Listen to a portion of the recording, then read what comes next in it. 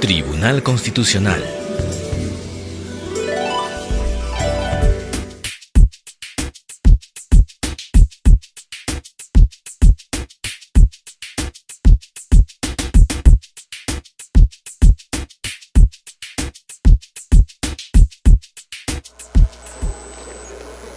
Buenos días, de pie por favor. Audiencia pública de la segunda sala del Tribunal Constitucional, Lima, 21 de agosto de 2014, presidida por el magistrado señor Ernesto Blume Fortini e integrada por los magistrados señores Carlos Ramos Núñez y Marianela Ledesma Narváez, secretario de sala doctor Flavio Orreategui Apaza.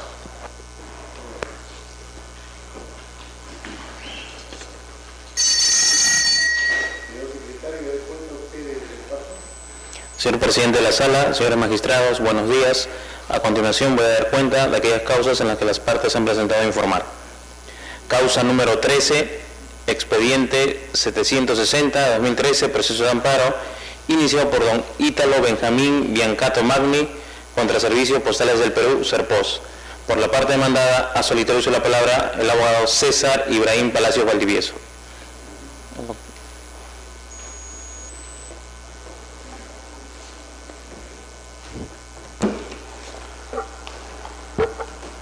Señor abogado, puede hacer uso de la palabra. Muchas gracias, buenos días, señores magistrados, señores miembros de la sala.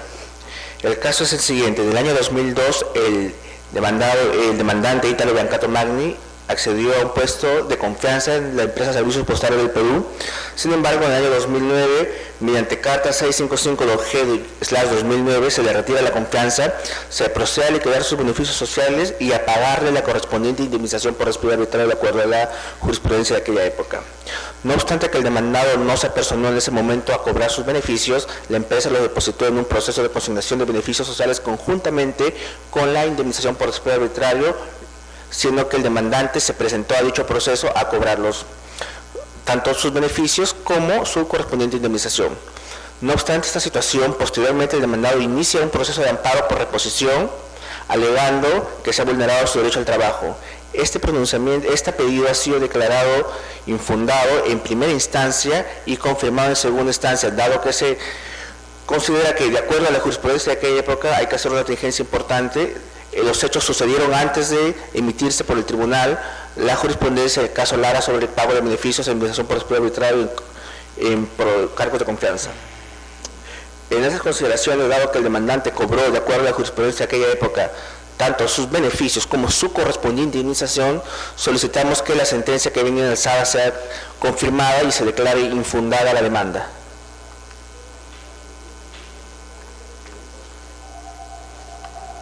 Bien, vista la causa, queda el voto.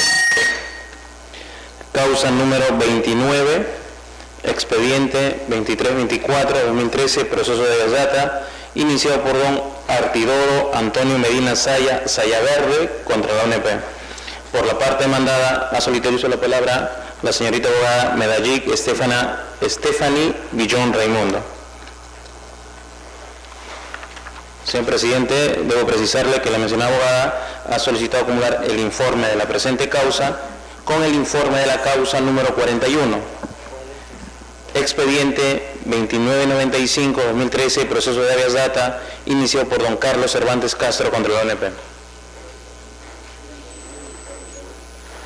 Señorita abogada, en ambos casos la materia es igual. Sí. O sea que consideramos un informe como para los dos casos, para que no tenga usted que estar repitiendo los argumentos. Okay. Correcto. Hecha esta aclaración, señorita abogada, tiene usted el uso de la palabra. Buenos días, señor presidente. Buenos días, señores miembros magistrados. En el presente caso, en el de Medina Sayaverde, el demandante ha solicitado que se extracte el periodo elaborado desde enero de 1959 hasta diciembre de 1996, a fin de que la ONP le otorgue dicha información. Sin embargo, en el momento de efectuar el informe de verificación y las correspondientes diligencias, la ONP se vio imposibilitada de poder acceder a dicha información. Por lo tanto,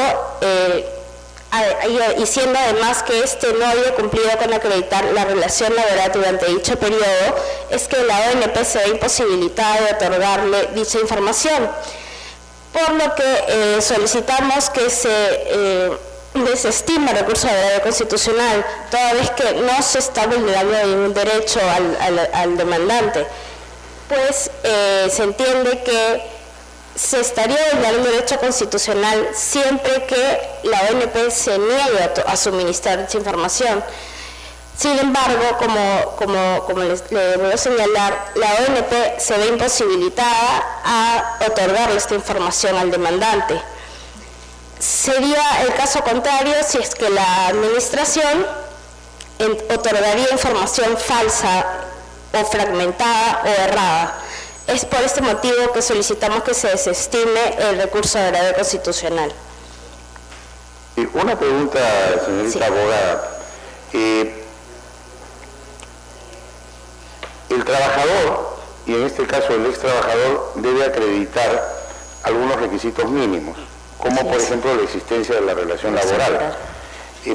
Pero no se supone que la carga de la prueba a partir de esa acreditación corre a cargo, si el trabajador está activo, del empleador, y si está inactivo y percibe una pensión del Estado que recaudó los aportes de los diversos empleadores. ¿Por qué cargarle la prueba al demandante? En ese caso, en el periodo que está solicitando el demandante, es anterior al año 96, donde todavía estos periodos de aportación estaban en custodia de Orcinea, ¿no? Entonces es ahí cuando hay la transferencia de todos estos documentos hacia la ONP, es que ha surgido, digamos, cierto extravío de algún tipo de información, etcétera, ¿no? Entonces es ahí donde el momento en el que se solicita la información es que la ONP se ve imposibilitada de otorgarle dicha información. Pero si nos colocamos en el supuesto de un ex trabajador que ha aportado y la responsabilidad de conservar esos aportes y de entregarlos a la entidad de seguridad social de los empleadores, ¿cuál es la lógica que lleva a la conclusión de que es el trabajador el que debe probar aquello que fue objeto de una retención a empleador y trabajador y un aporte al Estado? ¿Por qué cargarle la prueba al pensionista o al solicitante de la pensión? Claro, en este caso se podría dar siempre que éste haya también acreditado el vínculo laboral. Sin embargo, en este caso no se ha suscitado. O sea, no ha acreditado el vínculo laboral. No ha aprobado el vínculo laboral. Exacto. Y está tratando de obtener documentos para probarlo. ¿No es cierto? A través de la vía láctea. Sí. Usted sostiene que no tiene los documentos. Así es. Es una situación complicada, ¿no? Porque el facilismo estatal carga la prueba en el propio trabajador cuando es el Estado y como empleador y como recaudador quien debería tener esa información. Es un tema que hay que revisar realmente, ¿no? ¿Alguna pregunta? Bien, vista la causa, queda el voto. En el otro caso, aquí. Perdón. Sí, que tengo quedamos en que hacía un informe.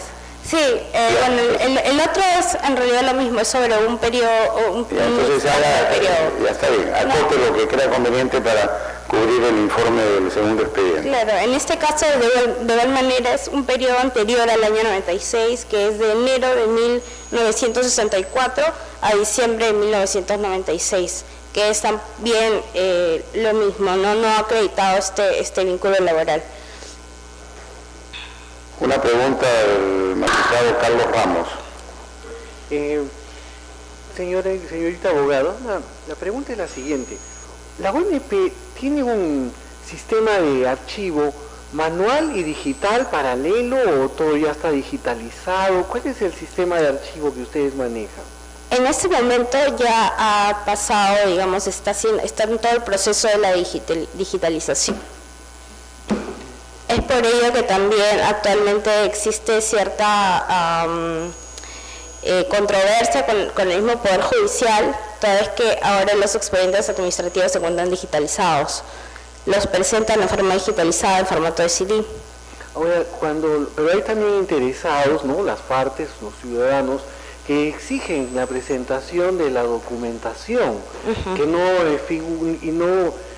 la versión digital. En esos casos, ¿cómo proceden? ¿Mantienen ustedes el archivo documental?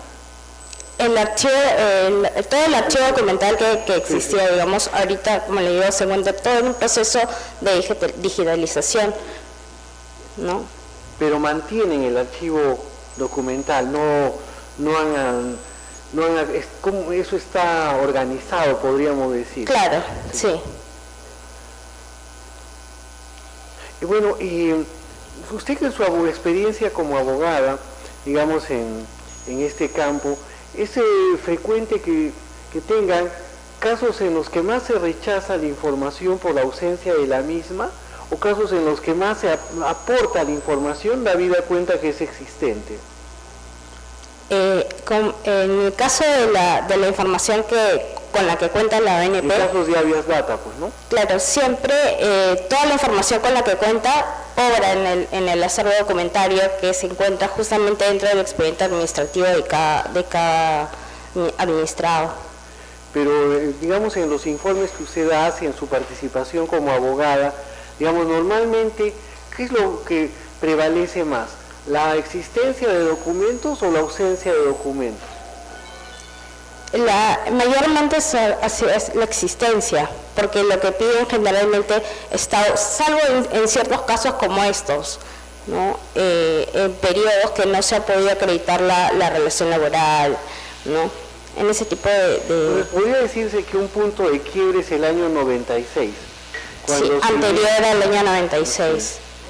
Ok. Así es. Eso es todo, señor. Gracias, señor magistrado. La magistrada Marianela Ledesma desea preguntar también. Gracias, presidente. Señorita abogada, es verdad que la ONP pues tiene una debilidad en cuanto a mantener sus archivos, sobre todo archivos de larga data, ¿no? Porque posiblemente no ha habido un orden, un control, un deber de diligencia en mantener la información, sobre todo información bastante añeja. Entonces, la inquietud va orientada a la posición de los reclamantes de una pensión, ¿no? Colocándonos en el papel de los actores que posiblemente no tengan la documentación, pero que pide que la ONP muestre esa información. Entonces, la pregunta es, ¿cuál ha sido el comportamiento que ustedes aprecian de los litigantes, sobre todo de los que reclaman estas pensiones, cuando la ONP no le puede brindar esa información, ¿no? Posiblemente se podría recurrir, como hemos visto en constantes casos que llegan acá, a, no diría mafias, sino a personas que se dedican a ofrecer documentos que a veces no son los correctos, los legales, ¿no? Entonces, ¿cómo hacen ustedes como ONP, para contrarrestar esa necesidad de información, ¿no?, frente a crear información para poder suplir, crear información entre comillas, ¿no?, porque se la van a crear de repente de manera no correcta, no sana, con documentos a veces hasta fraudados? Entonces, ¿cómo hacen ustedes como institución para controlar la información, los documentos que ingresan ante los pedidos previsionales? ¿Tienen un mecanismo de control sobre los documentos? Sí, bueno, en los casos en los que se ha solicitado pensión, generalmente en la vía contencioso administrativa, bueno, también hay procesos de amparo. Generalmente lo que hacen cuando presentan documentación que es fraudulenta, lo que hace la ONP en un primer momento es otorgarle una pensión provisional hasta que se proceda a hacer justamente esta fiscalización posterior que hace, ¿no? Y en virtud a esa fiscalización posterior que hace es que se puede comprobar si es que realmente los documentos son idóneos y fehacientes para que se le pueda otorgar su derecho pensionario. Pregunta, cuando otorgan la pensión en base a la documentación, la ONP lo hace con un espíritu muy flexible, muy dadivoso de dar ahí mismo la pensión, o hay una rigurosidad en el análisis de los documentos como primera aproximación? Bueno, primero se basa en un principio administrativo, ¿no?, que es la verdad material, ¿no? Como le digo, en el primer momento se le otorga si es que se considera que de alguna forma, aparentemente, como le digo, en una buena fe o una verdad material, cumple con estos requisitos, se le otorga de manera provisional, ¿no? Y si es que posteriormente se logra acreditar que estos son fraudulentos, lo que hace la ONP es le suspende la pensión. Una pregunta, precisamente en ese último extremo, cuando ustedes controlan los documentos, evidentemente que no hay una fase de contradictorio ahí en la administración, ¿no? O sea, rajatabla la ONP, le cierra la pensión porque argumenta que son documentos falsos en atención a las pericias o a sobre todo las pericias que realizan. Entonces esas pericias, con esto ya termino, donde se determina la supuesta falsedad, está sujeto dentro de un debate donde la parte afectada con la pericia tiene conocimiento de que se le está imputando haber incorporado documentos falsos, o es solamente un control unilateral de la ONP con una decisión también unilateral que se le comunica al pensionista. Esto se le comunica al pensionista. Bueno, eso depende. Por ejemplo, en los casos de las pensiones de invalidez, ¿no?, lo que hace la ONP es le notifica para que por ejemplo, se pueda acreditar, digamos, la incapacidad que tiene. En el caso que un certificado médico, por ejemplo, no sea fehaciente. Entonces se le notifica al demandante para que se pueda someter nuevamente a una evaluación médica, ¿no? Ese es, por ejemplo, uno de los casos, ¿no? Gracias. Vistas ambas causas, quedan al voto. Causa número 31, expediente 2840-2013, proceso de amparo, iniciado por don Manuel Hernán Vargas Guimaray contra la presidencia del Consejo de Ministros. Por la parte demandante, ha solicitado el uso de la palabra el abogado Lucio Fernando Mata Capster.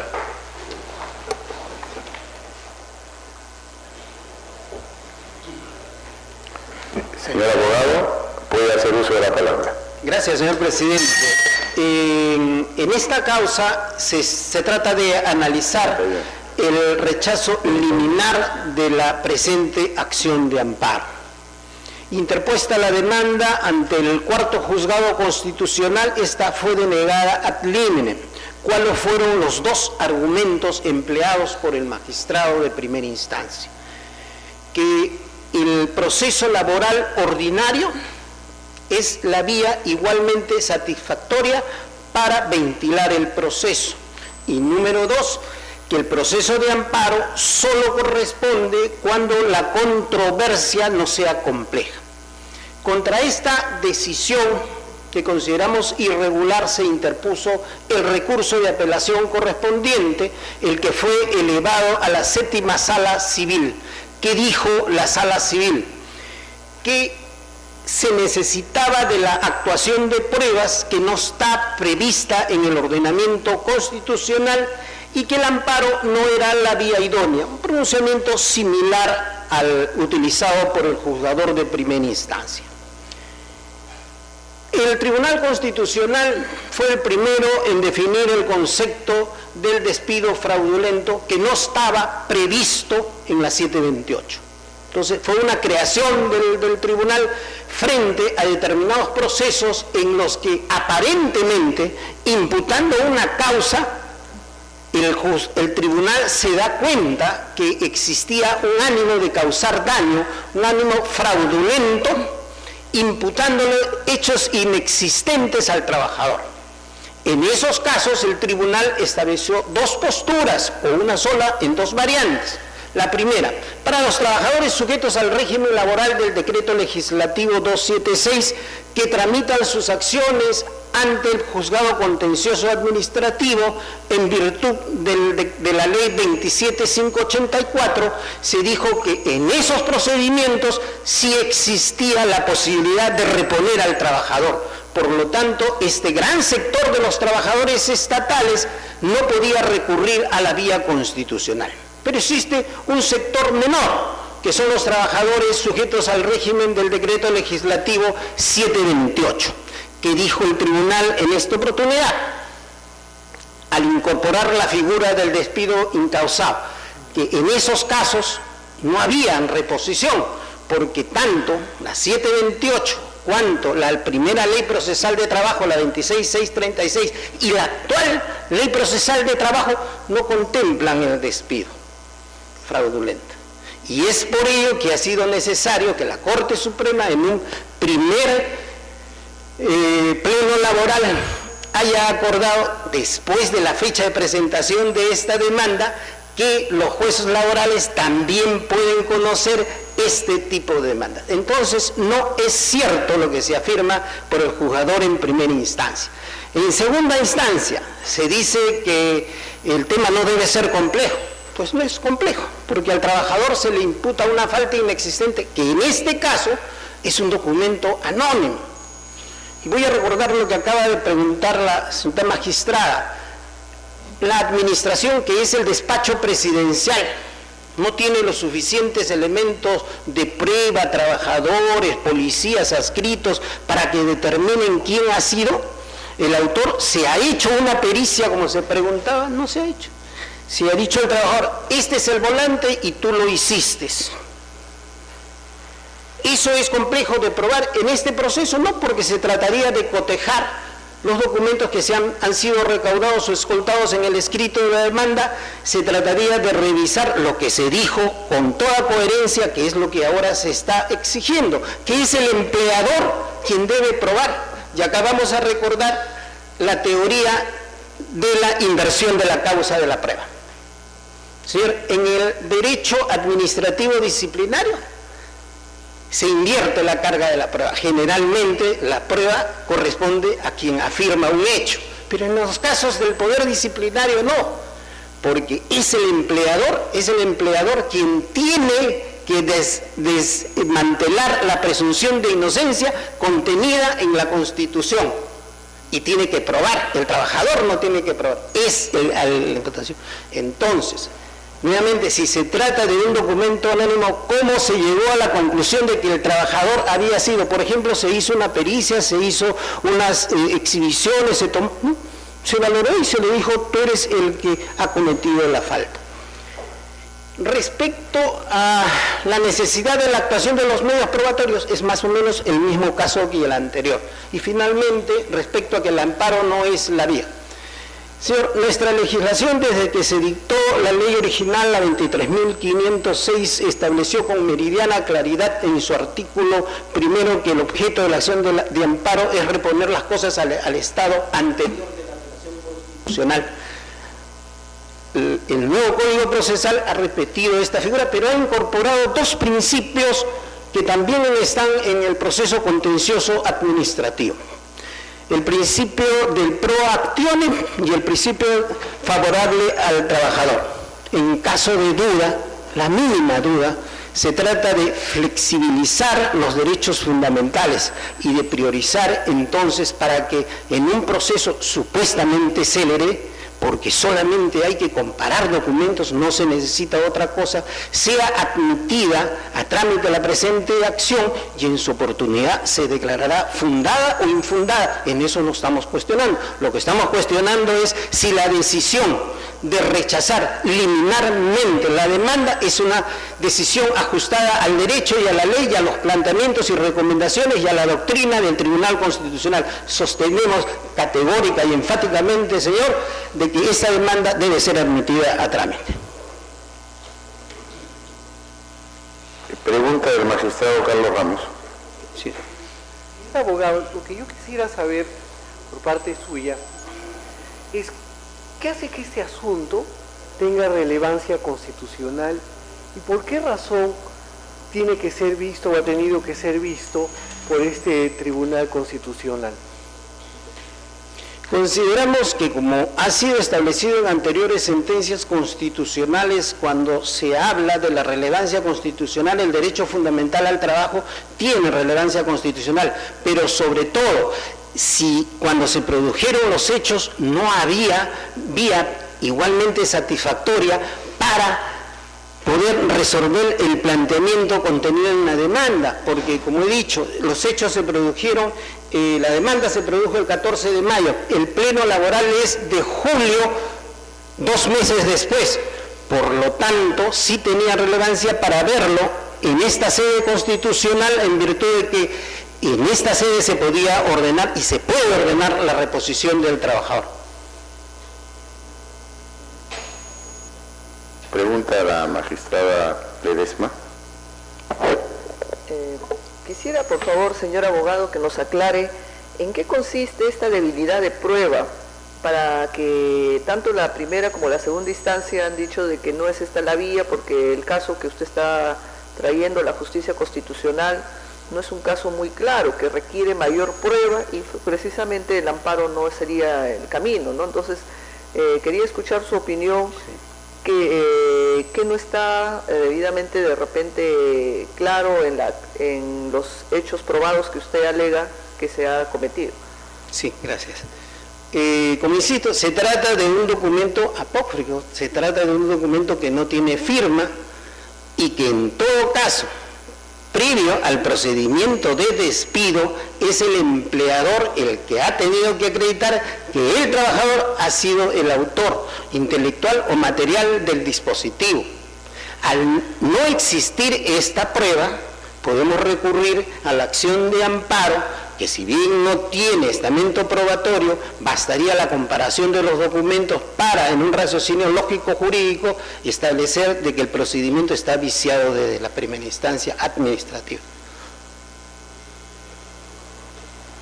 Bien, vista la causa, queda el voto. Causa número 33, expediente 2860-2013, proceso de amparo, iniciado por don Carlos Jaime Marcos Stiglitz Berninson contra el Ministerio de Relaciones Exteriores. Por la parte demandada, ha solicitado el uso de la palabra el abogado Carlos Arquímedes Rubio Tomasio. Señor abogado, puede hacer uso de la palabra. Muy amable. Muchas gracias, señor presidente, señora magistrado, señor magistrado. En nombre del Ministerio de Relaciones Exteriores, solicito a este digno colegiado se sirva compartiendo el criterio del juzgado de primera instancia y de la Corte Superior, declarar la improcedencia liminar de la demanda en este proceso de amparo promovido por el señor Stiglitz Berninson. Señor Stiglitz Berninson cuestiona la decisión del Ministerio de Relaciones Exteriores, varias resoluciones.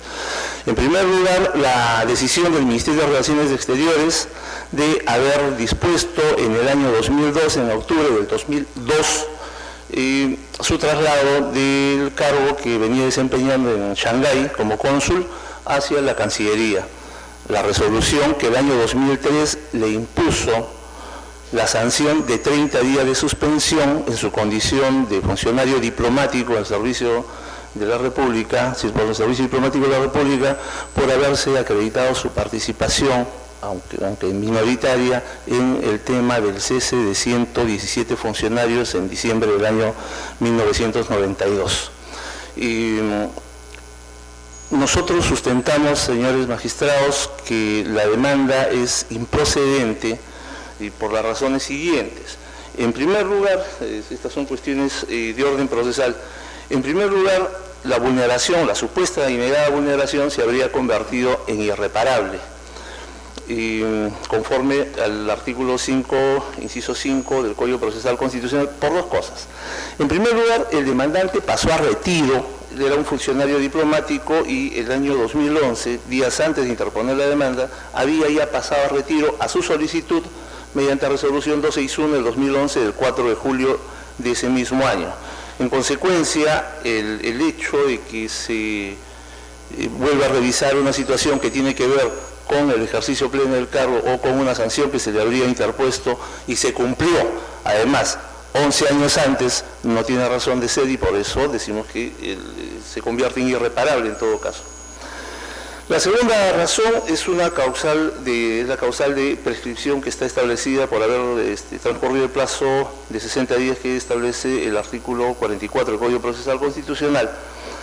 Y quisiera hacer referencia, señores magistrados, a qué es lo que está señalando la parte demandante para interponer este proceso.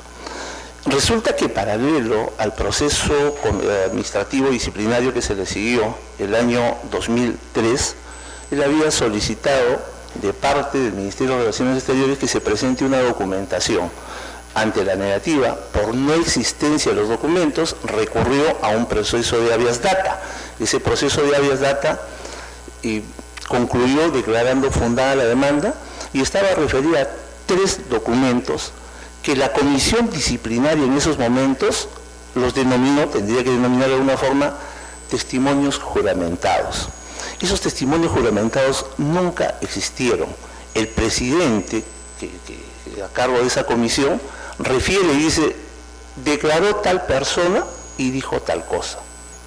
Declaró tal persona y dijo tal cosa. El demandante ha firmado y ha obtenido una sentencia, es verdad, ha obtenido una sentencia que declara fundada la demanda y obliga al Ministerio a entregar estos 3 documentos que nosotros en ejecución de sentencia, con la misma declaración de las personas y también durante el proceso, acreditamos que nunca habían existido como documentos firmados, o sea, elaborados por escrito y firmados. Fueron solamente declaraciones que tomó quien presidía esta comisión.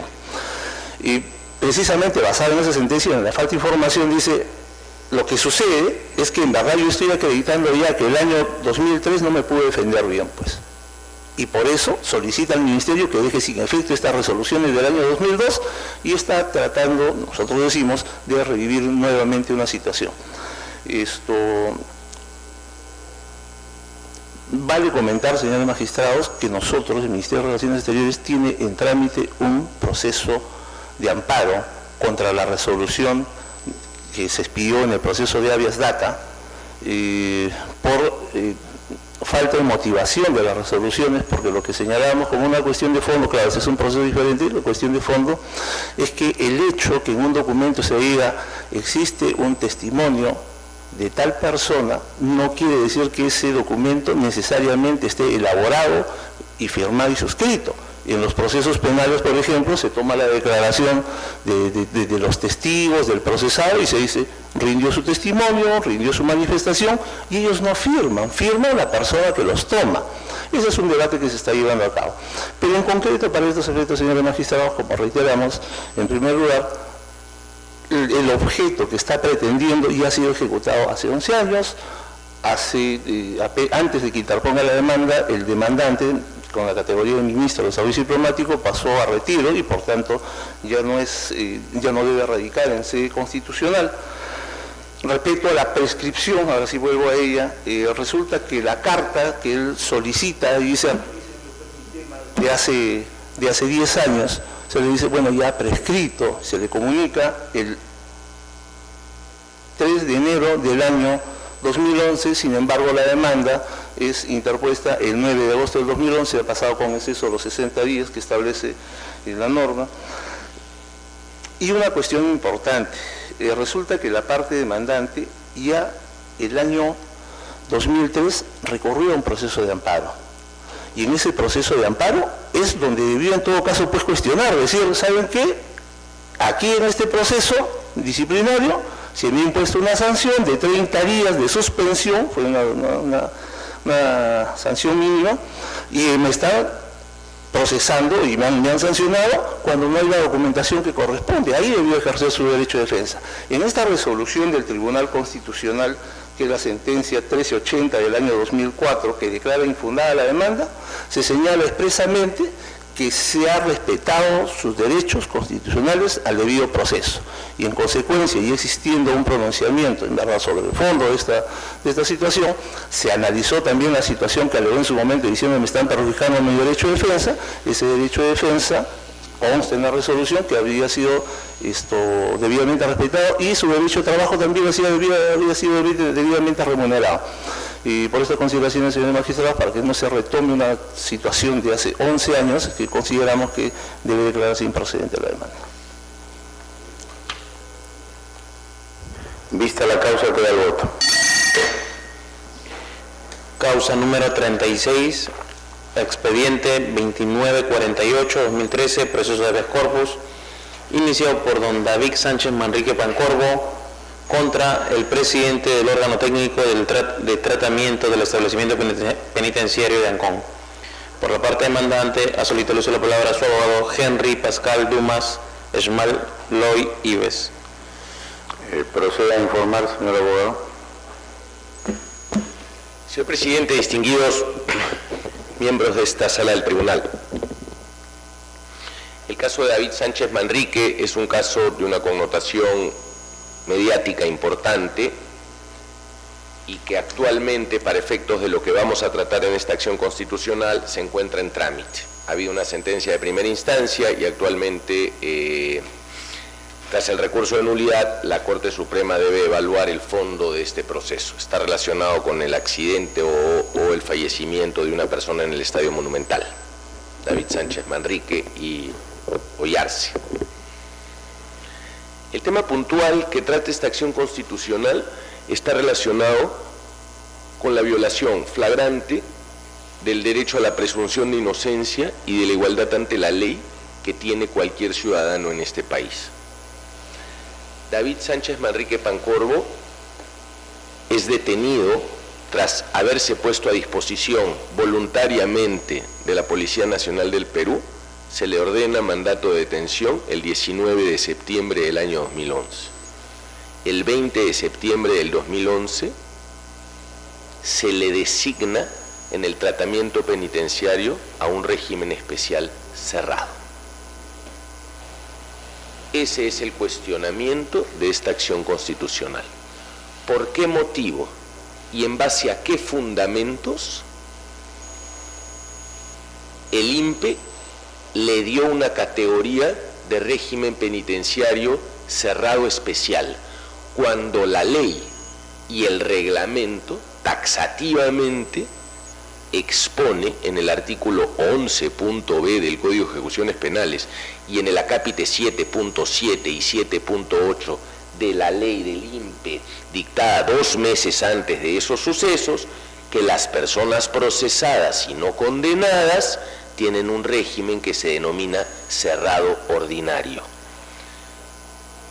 Aparentemente, la dificultad entre determinar las diferencias entre un régimen cerrado ordinario y cerrado ordinario especial son fundamentales para quien está privado de su libertad y para quien está privado de su libertad sin sentencia,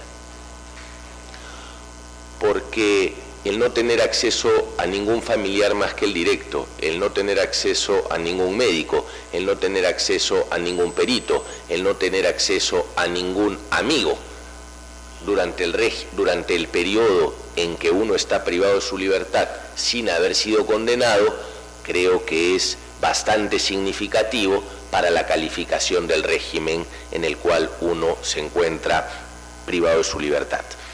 Esencialmente, ese es el argumento del habeas corpus. ¿Por qué motivo? A David Sánchez Manrique, en el momento en que se le otorga o que se le califica penitenciariamente tras su mandato de detención, se le otorga un régimen y no otro. Este habeas corpus sustenta que la ley taxativamente expresa que las personas que no tienen sentencia y de acuerdo a un cronograma de clasificación, cuando aún no tiene sentencia, por más grave que pueda ser el delito que se pretenda imputar, debe recibir un régimen que se denomina régimen cerrado ordinario y no régimen cerrado especial. Creemos que la connotación mediática que tuvo este caso de inicio provocó que los miembros del INPE, de manera arbitraria y sin fundamento o sustento legal, le hayan otorgado, le hayan aplicado este mecanismo más severo al que le correspondía.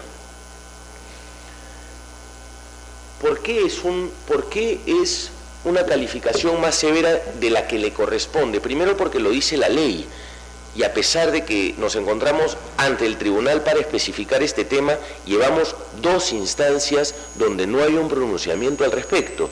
La demanda de habeas corpus tiene 3 páginas, no es difícil de entender. Sin embargo, tenemos 2 sentencias donde no responden al cuestionamiento que se plantea. ¿Cuál es el argumento para que se califique de esta manera cuando la ley lo señala de otra? Principalmente, y los argumentos que van más allá de la ley, son los fines propios del régimen penitenciario. Acordémonos que cuando esta medida se dicta, David Sánchez Manrique se había entregado a la policía voluntariamente para seguir adelante con el proceso por el cual se le acusa o por el cual se le ha condenado inclusive hoy día en primera instancia. Los fines propios del régimen penitenciario son reeducar, resocializar, reinsertar en la sociedad. ¿Quién era David Sánchez Manrique al momento en que se le califica en el régimen penitenciario? Era una persona sin antecedentes penales, era una persona activa en el sistema financiero, era una persona que tenía egresado de estudios profesionales, universitarios, con maestría y doctorado, y trabajaba en una de las empresas más importantes de este país. Esas eran las connotaciones personales del sujeto que se estaba calificando. Eso, sumado a lo que la ley establece, daba una categoría. Sin embargo, David Sánchez Manrique, a la fecha, sin perjuicio de los 2 años y medio que han pasado, sin perjuicio de contemplar el fondo del asunto que reviste esta sentencia, David Sánchez Manrique a la fecha no ha tenido acceso a un médico, no ha tenido acceso a sus hermanas, no ha tenido acceso a ningún amigo y no ha tenido acceso a ningún otro profesional. Solamente lo puede evitar su padre, su madre o sus abogados. Ese es el cuestionamiento que se ha interpuesto en este habeas corpus. Las 2 sentencias que han sido materia de impugnación no refieren la pregunta, no refieren o no se adscriben a la vulneración del derecho invocado. Lo que nosotros planteamos es, se ha vulnerado un principio constitucional que es el de presunción de inocencia y el de igualdad ante la ley. Expliquen, por favor, magistrados, a qué se debe este motivo.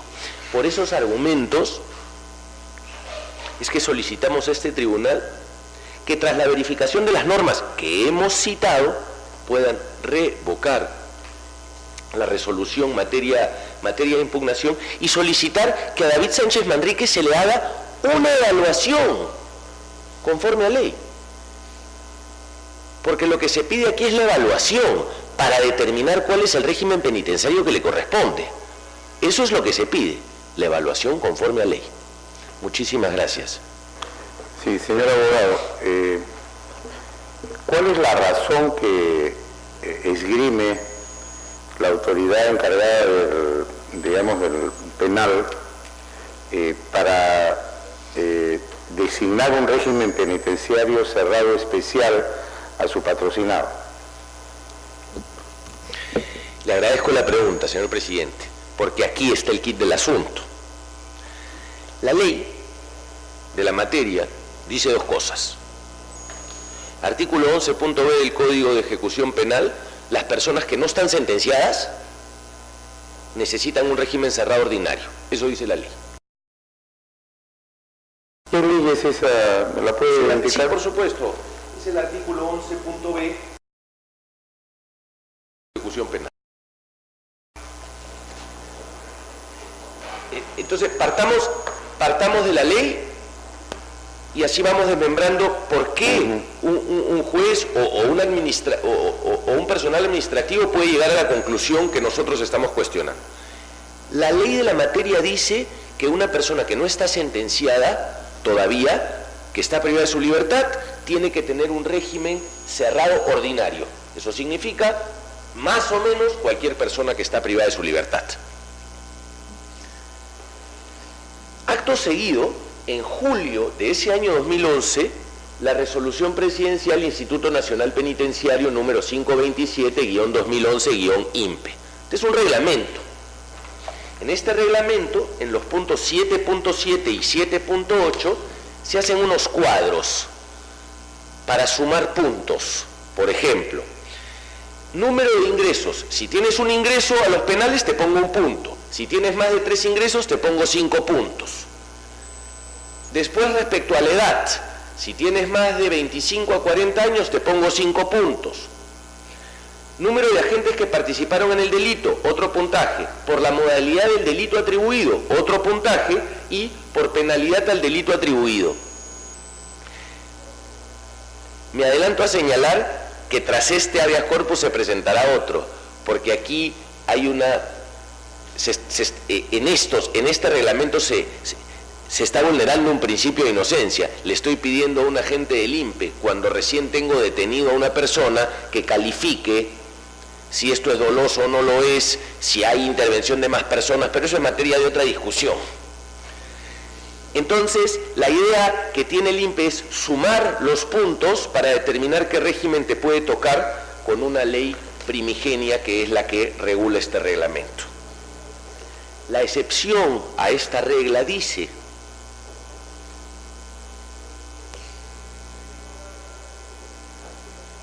el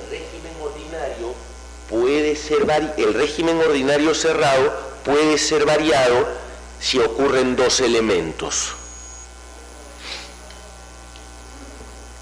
la concurrencia de dos o más agentes en el hecho y que la pena a imponerse supere los 20 años. Digamos que eso no le corresponde a un administrado hacerlo, ni a un personal del INPE, pero ese no es el punto de discusión. El punto de discusión es que la determinación del régimen penitenciario tiene que seguir las mismas lógicas y los mismos principios que tiene un magistrado inclusive para condenar, que son las características personales, las características sociales de la gente. Señor abogado, Sí. disculpe, en conclusión, la razón que esgrime el INPE para aplicar el régimen penitenciario cerrado especial es que por la aplicación del reglamento del INPE, artículos 7.6 y 7.8, 7.7 y 7.8. 7.7 y 7.8, su patrocinado reúne un puntaje que amerita esa calificación. Ese es el detalle. No es el único, hay uno peor. ¿Cuál es? Brevemente, por La favor. seguridad o la integridad física de mi patrocinado, como que podría estar sujeto a algún tipo de amenaza o algún tipo de vulneración de un bien jurídico. Ojo, hablar ex post es muy fácil, pero David Sánchez Manrique nunca ha tenido una amenaza ni ningún tipo de vulneración a sus derechos, no es parte, ese argumento era totalmente subjetivo. O sea, se esgrime que por razones de protección del interno... Hacia él. Ya, ok, muchas gracias. El magistrado Carlos Ramos Núñez desea preguntar también. Muchas gracias.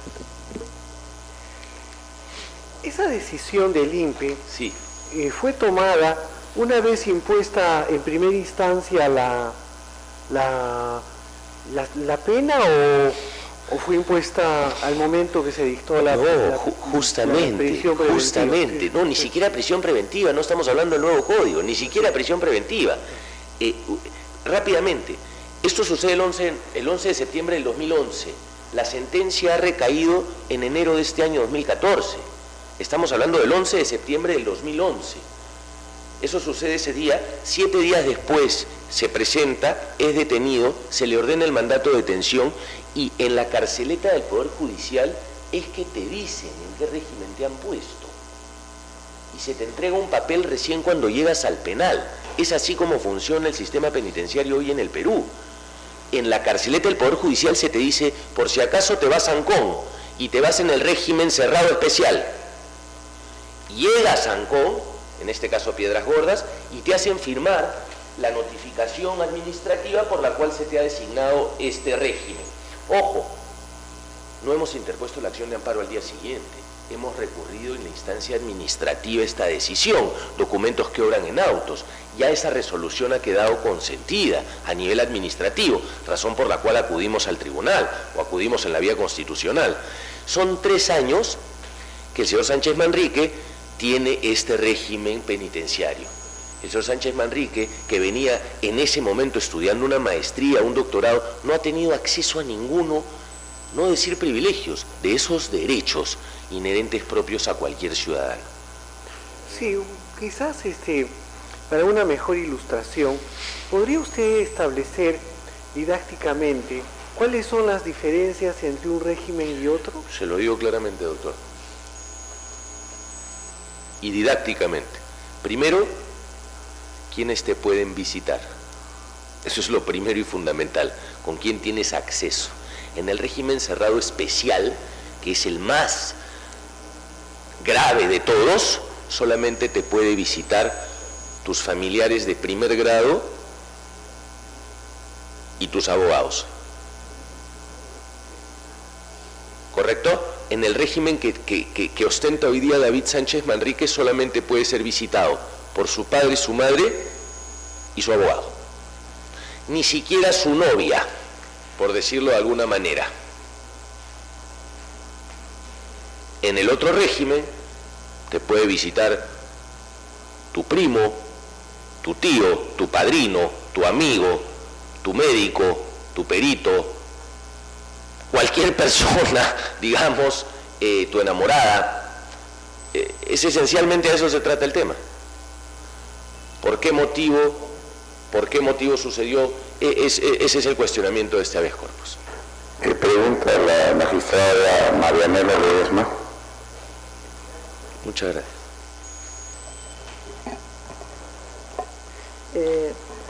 Abogado, yo tengo acá unos datos que quisiera que me precise, ¿no?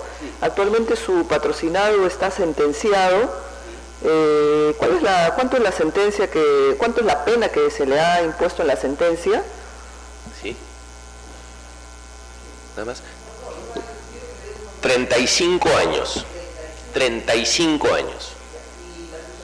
¿La acusación fiscal qué es lo que pidió?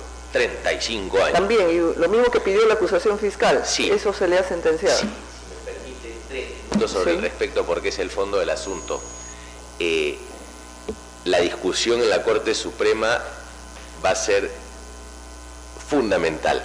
David Sánchez Manrique fue acusado por haber cometido el delito con la agravante ferocidad, así de simple. Fue acusado por ese delito. 4 días antes de la sentencia, la Fiscalía varió la imputación y lo ha sentenciado por asesinato con alevosía. De ninguna manera podría ocurrir alevosía en un caso así. Será materia de discusión. Cuando hay una riña no hay alevosía. O sea, digamos, eso es lo que ha sucedido y será materia de discusión en la Corte Suprema. Pero ha sido condenado hoy por alevosía cuando fue acusado por ferocidad a 35 años. La alevosía es aquella muerte por la espalda, sin posibilidad de defensa del otro agente. Ese es el cargo que se le impone ahora. Entonces, en atención a la información que usted nos brinda, sí.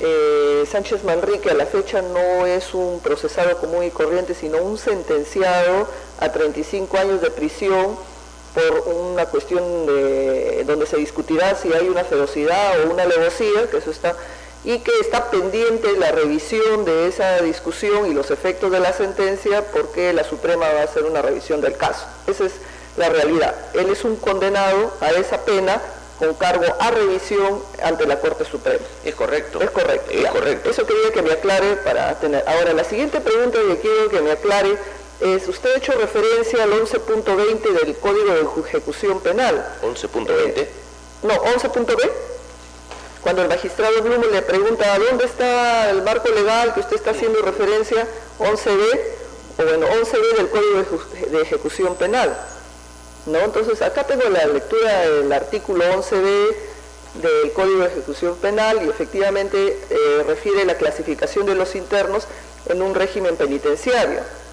Y como usted dice, literalmente la norma también lo señala, los internos que tengan la condición de procesados estarán sujetos a las reglas del régimen cerrado ordinario, que es lo que usted está reclamando acá.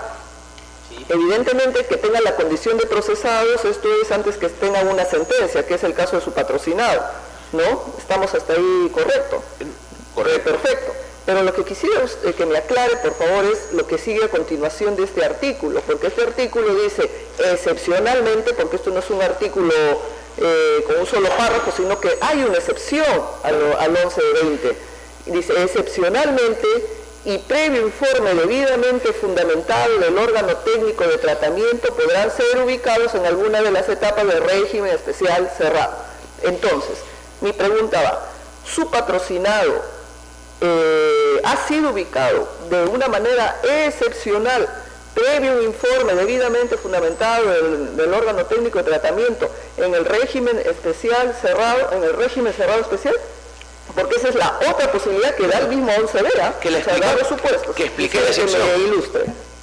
Correcto, señora magistrada, expliqué la excepción y dije claramente que eso no existe.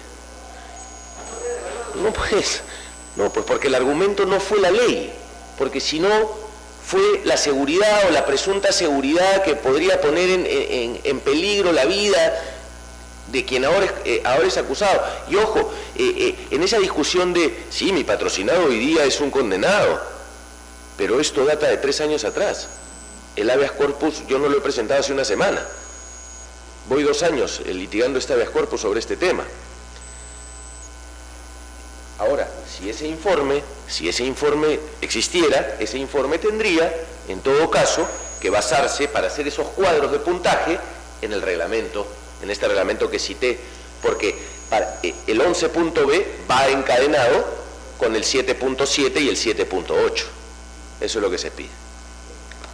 Otro tema que quisiera que me aclare es cuando su patrocinado ha sido sentenciado o todo el tratamiento que se le ha dado en el proceso penal ha sido calificado como un actor de una vulneración a un bien jurídico a título personal, o se ha clasificado dentro de un grupo, de una organización criminal. Porque esto también es súper interesante, porque otro de los temas de excepción es que se ubica dentro del régimen especial ordinario, al que usted está alegando, que está cuestionando, es que el interno, la vinculación del interno a una organización criminal y además la evaluación del perfil de este interno, de su perfil personal, justifique para la administración penitenciaria que tenga que ser ubicado. Quisiera que me diga cómo ha sido considerado en el proceso penal su patrocinado y sobre todo que nos diga la evaluación de su perfil personal. ¿Qué dice la administración?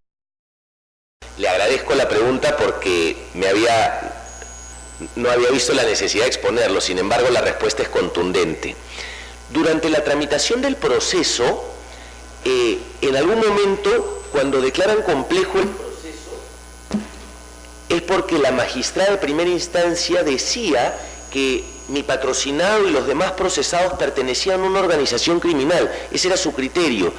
Las barras de los estadios son una organización criminal. Perfecto. La sentencia que ha recaído sobre David Sánchez Manrique no lo considera parte de ninguna organización criminal. Es más, la sentencia lo ha condenado como autor con un coautor del delito. No hay nadie más, no hay participación de terceros, no hay asociación, no hay banda. Eso número 1. Número 2, en los perfiles psicológicos que se han ido desarrollando en el transcurso del proceso, David Sánchez Manrique, se le ha hecho varios exámenes psicológicos en el transcurso del proceso. Deben tener en consideración que David Sánchez Manrique es una persona egresada de la universidad con título de economista, además con una maestría en los Estados Unidos en economía. Digamos que sus evaluaciones no son del todo negativas para tal efecto. La última pregunta es que a raíz de su respuesta, debo entender entonces que su patrocinado tiene una condena, pero no como partícipe de una organización criminal. Pero cuando se planteó la denuncia penal, la fiscal sí lo incorporó como parte de una organización. ¿O no? No, la fiscal, nunca la fiscal. ¿Cómo fue planteada la denuncia cuando se le llevó? Como parte de una organización, como usted dice, el hecho de pertenecer a las barras bravas le hacía lo que usted hace referencia. Lo que pasa es que en realidad hubo un suceso sobre el cual hubo un suceso de enorme connotación mediática, pero que no se tenían muchos argumentos al respecto, ¿no? Esta persona dice que se pelearon 3 más otro. Entonces juntaron a un grupo de gente y llevaron a un proceso a un grupo de gente sin tener muy claro cuáles eran los cargos. En este proceso se ha condenado a gente por disturbios, se ha condenado a gente por encubrimiento y se ha condenado a gente por homicidio. David Sánchez Manrique ha sido condenado por el delito de homicidio. Él y una persona más, en calidad de coautor, pero no está inmerso en el delito de tal, no hay una organización, no hay una banda, él ha cometido un delito perfecto a título de autor, pero no perteneciente, no hay un agravante, ni siquiera en la condena por pertenecer o por formar parte, eso no lo hay en la sentencia. Han ido desmembrando un poco los hechos y han llegado a una conclusión, claro, desde mi humilde punto de vista cerrada, y tendré oportunidad en la Corte para discutirlo. Pero el penitenciario de David, ¿a qué se debe y en qué está sustentado?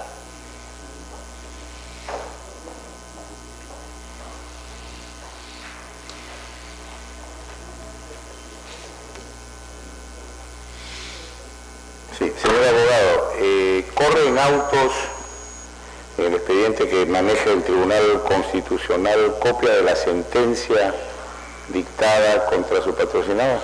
No, pero encantado de poder aportarla. Son 450 páginas, no hay problema. Sería útil que la alcance del tribunal. Muchas gracias. A sus órdenes, muchas Vista gracias. la causa, queda el voto. Señor presidente de la sala, en las restantes causas programadas para el día de hoy, las partes no se han prestado a informar, y en los casos que lo hubieran solicitado y habiendo sido admitidos no se han presentado, y en otros casos no lo han solicitado conforme al reglamento normativo del Tribunal Constitucional. Vistas dichas causas, quedan al voto.